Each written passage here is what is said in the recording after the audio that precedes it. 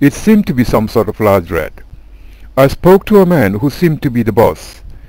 I spoke to a man, আমি একটি লোকের সঙ্গে কথা বললাম, who seemed to be the boss, যাকে মনে হলো মালিক। who seemed to be the boss, মনে হলো তিনি মালিক।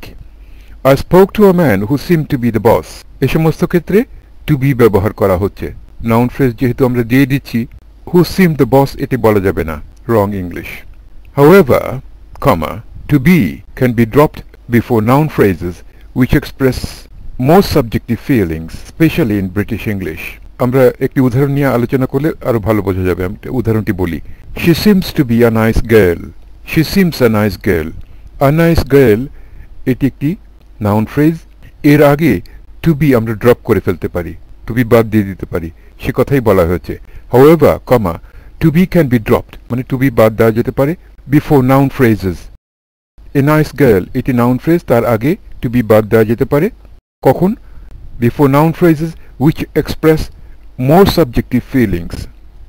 যে অনুভূতি আছে subjective feelings, আমরা যখন দুরকম ব্যবহার দেখব, একটি হলো সাবজেক্টিভ আর একটি হলো অবজেক্টিভ। সাবজেক্টিভ হচ্ছে যেই সাবজেক্ট, যে বিষয় নিয়ে কথাবার্তা বলছি, আর অবজেক্ট হচ্ছে লক্ষ্য, যেই অবজেক্ট নিয়ে কথাবার্তা বলছি। অবজেক্টিভ যখন আমরা ব্যবহার করে থাকি তখন কি ধরনের অর্থ দাঁড়ায় সেটি আমরা একটু ভালোভাবে বুঝে নেই।